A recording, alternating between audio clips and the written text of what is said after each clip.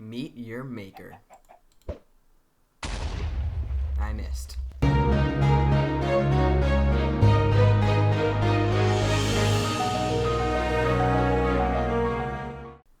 What is going on, guys? It's Mike here, and today I am back with a mod review for the new mod by Tenyar called the Better Defense mod. Let's get right into it. Now, this mod hosts a bunch of different items. It adds different items, and a lot of them are actually quite significant with what they can do. So let's begin with the basic stuff. You can make an item called compressed dirt by taking 9 pieces of regular dirt, putting them all across a crafting grid, and you will get 5 compressed dirt. It's just to make a brick-like looking dirt house, I would suggest. It's mostly aesthetic. It has no real value to it. So then the next thing you can make is called a healing block, and this is made with 6 pieces of stone laying out through the bottom 6 parts of a crafting grid, 2 golden apples, and a splash potion of instant healing, or instant health, that is, and you get the healing block, which looks like this. It has a little nice animation on it. Now this block, I have his page right next to me so I can make sure I don't mess this stuff up. Currently, as of the first launch, it will replenish your food and stats, your health and food stats on contact, except he's planning on, as you can see here, the instant health. You can get that little sound. He's planning on nerfing that because it's just a little overpowered, but anyways, let's get rid of that and put this back in here.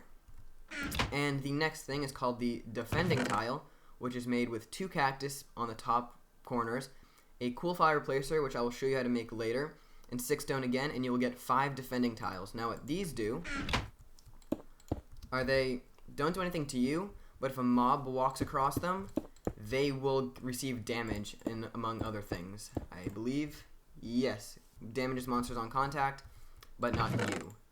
So the next item in our list is called topsoil, and currently this is only in creative, and it looks a little bit like this, and it has particles floating up. It looks exactly like dirt, and it has some particles floating up to show that it's topsoil.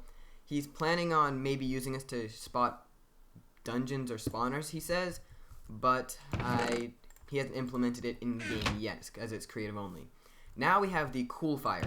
This is what it looks like.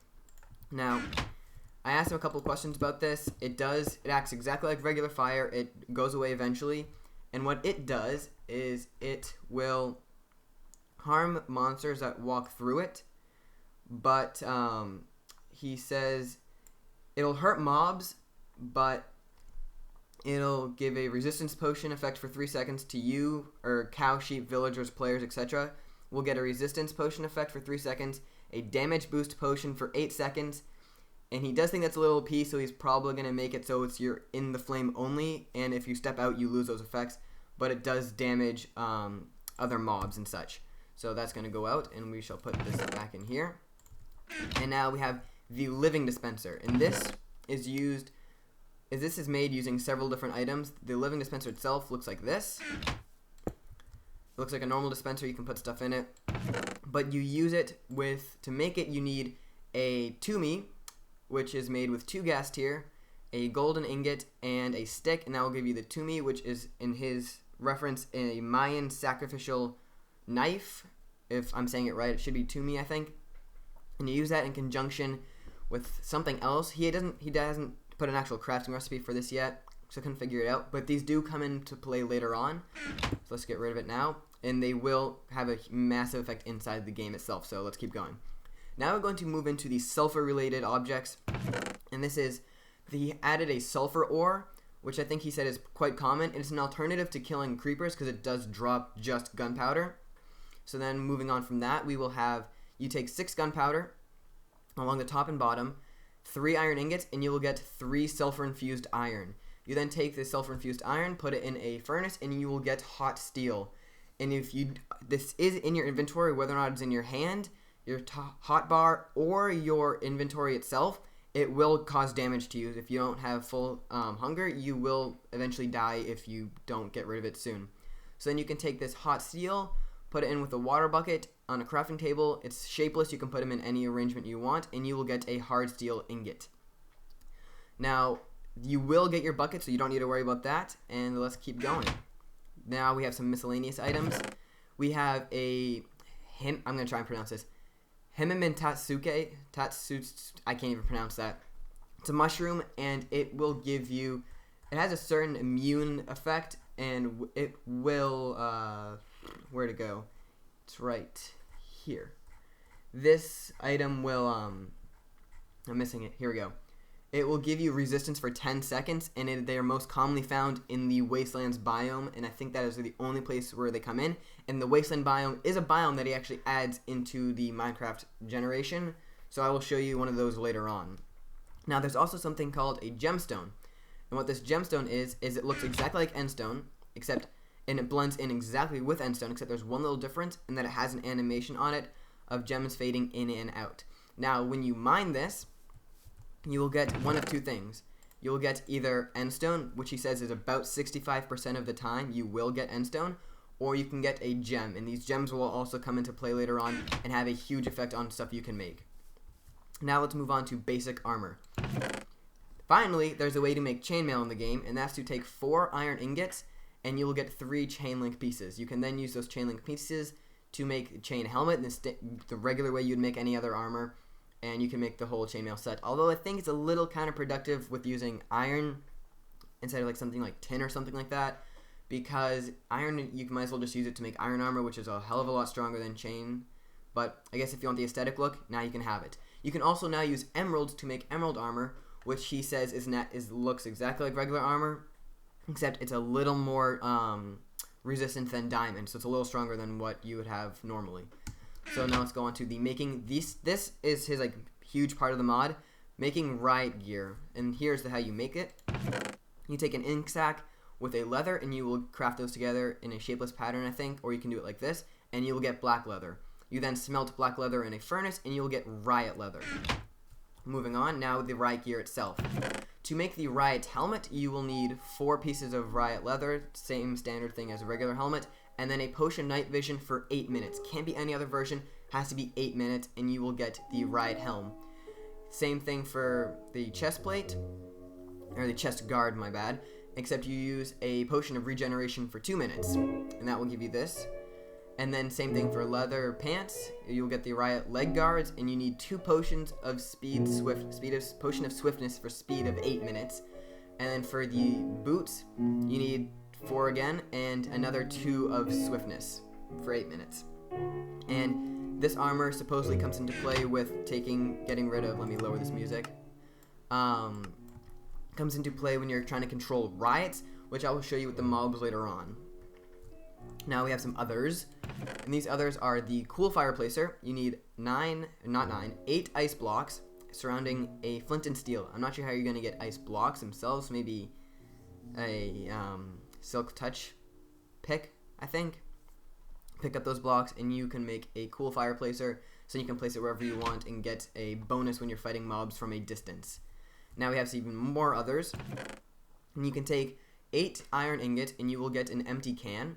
And then you can craft in a shapeless pattern a mushroom stew and an empty can on a crafting table, and you will get a can of stew. Don't think this is part of the recipe, you're just putting these 2 on this, and you will get a can of stew. Just an alternative to carrying around a bowl.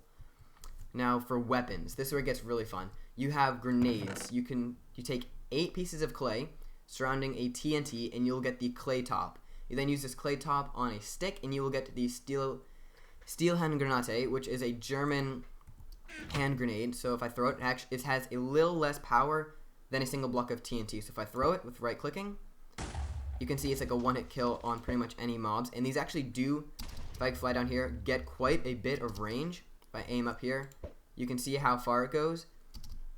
It goes all the way over there. So you can throw these a considerable distance and keep mobs away pretty far. So let me just put this back in here. Add a second one. Now, to me again, crafting it, you'll get the sacrificial knife of the Mayans, which you'll use to make living dispensers. Next up, we have the bone bow, and to create it, you need 3 pieces of bones. They are now coming in more use than wolves and bone meal for farming, but now you can use 3 bones in the shape of a bow, 3 string, and you will get a bone bow. Now, here's the cool thing about this. I couldn't show it to you right now because of the way this works, but if I go to my crafting table, you will actually get an enchantment every time you craft one of these. So you can see I get a bone bow, but now it's enchanted when you craft it, and I have a power 2. So now I can use this, and I'll have a power 2 bow. I don't even have any arrows, and you just shoot. Let's see if that works in survival. No, you need arrows in survival, but just not in creative. Let's go back into creative mode. Now, you will also very rarely get an infinity enchantment. That's what the mod maker said. So remember, 3 bones and 3 string. That's how you make that. Now we have onto these swords. Now, these are really powerful swords. I'm telling you, they are really powerful. So you're going to need to use 2 hardened steel ingots with a stick, and you will get a hardened steel sword, which has 8 attack damage. Moving on, you can also make an emerald sword, which has 9 attack damage, using 2 emeralds and a stick, so they are more useful than just trading with villagers. Now, if you take a hardened steel sword and a diamond, you will get a diamond-tipped hardened steel sword, which will have 10 attack damage. And then, if you surround a diamond-tipped steel sword with 8 gems from the gemstone, getting lucky if you get gems, you can get what is called a Wissenschaft Macht. And it says, thanks for all your help. It has 10 attack damage, same as the diamond-tipped, except there's a slight difference. It poisons enemies, and it says it sets them alight. I've tried testing it on different things. It didn't really set them on fire, but I'm still going to have to fool around with that. And you can also cast lightning bolts. It is crazy. Let me show you. Let me get some mobs by going into, let's escape this, go into here, back to here, miscellaneous. Let's spawn a zombie. I think I'm in peaceful right now. Yeah, let's go into easy. And let's spawn a zombie. Now I can hit it like this. It's a 2-hit kill. Or I can do this. Just aim for the block that's underneath. It lights it on fire. I think that's how you do the setting a light. You just keep hitting it, or you can hold it down. And just repeatedly do that, and you can see the lightning storm that comes from above. It is a literal hell-making machine. You can just walk around and just blast zombies with this. I'm not sure how much its durability is, and if you can repair it on an anvil. That will probably come into play later on as the mod develops. But let's put this away. You can really see how powerful this is. But now I have to show you the mobs themselves that are input into this game. There's also a third entity, but it's not a mob. So first off, I'm going to go down here. I was going to put them in here, but not really useful. So this here is the Riot zombie. These usually spawn in groups, he says, of 2 to 4, I think. 5 to 6, sorry, 5 to 6. 2 to 4 for the spiders, but 5 to 6, they spawn in groups of 5 to 6. Now, don't think they're like normal zombies. They do have 20 hearts of health, which is the same as a standard zombie, I think. But they are stronger, they deal more damage, and they have more armor value, so it's going to take more to kill them. So they usually spawn in massive groups. This is where the Riot gear comes in handy with being able to control them, so you can see them, you can move faster, and you can regenerate your health faster. Now the next up is the web spider, and this is a normal spider as he suffocates in a block. Let's put him here. And what they do is they just walk around, and they have a little thing on the back for shooting at webs as they move around. They will create webs behind them. They act like a normal spider, except they are a bit slower, but they do create webs, so you have to make sure you maneuver around them in the proper way, or else you will get yourself stuck and most likely killed. So now I have to show you the third entity, which is this. These will spawn throughout the map regardless of biome, and this is how you can make a turret. You can either make it manually, or you can find them littered throughout the map itself. So what you're going to need for this is now you're going to need a living dispenser. Take it, put it on top, and you now have a turret which will attack any hostile mobs in its area that it's within its range, and you can also push it around. So if you need to move it to a different location, just keep moving it, and it will eventually go after. It does eventually die after being hit so many times, but it does have a large amount of damage it can withstand. So, like I said, you can also make these by taking a piece of cobblestone, a fence, and just put one like right here, like that, and then just drop this on top, and you have a turret, and it will attack these mobs regardless of what they are. They do not attack passive mobs, just hostile.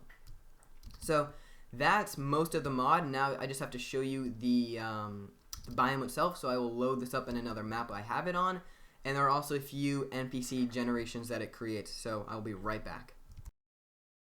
Okay guys, we are back in this other world that I have, and I will show you the wasteland biome. As you can see, it looks exactly like a prairie, except that the dirt is a lot darker. It looks like swamp water, and you can see these mushrooms that give you the resistance for 10 seconds littered everywhere. You can also see some of the turrets on the ground in random places.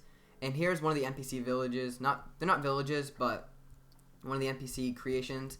And it looks like there's a little tower, and it goes down not too far. I'm not sure if there's anything underneath it besides the lava source, which is blocked off right here. But let me just quickly make this daytime. Oh, it's not daytime. It is daytime. That's the thing. So you can see as I'm in the normal area, the sky looks normal. The instant you step into wasteland territory, the sky goes completely dark. So it's a nice little addition to the game. But anyways, there are several other generations that it creates, but I have yet to find any of them. They are a shack, which spawns in the wasteland and plain biomes, a jungle shack in jungles, an igloo, which will create in snowy biomes, and a turret, which is everywhere. So that's pretty much the mod. I will post those pictures up as I said them. And, well, I want to thank you guys for watching. This has been the Better Defense mod created by Tenyar. Thank you guys for watching. Link will be in the description for this mod. It's really fun. Check it out. Might as well get it now before he starts nerfing things, which he actually does have quite a big nerf list. Not really big. He wants to nerf the healing block, randomize loot found in generated structures, randomized entity qualities, redo some textures, tweak spawn rates, and add structures to generate. So that's what he's going to be adding in. Look out for those. It's going to be a lot of fun playing around with this. So I want to thank you guys for watching. Mod link in the description. Like if you like this mod or the video. Subscribe if you want to see more. And I will catch you guys all later. Thanks for watching.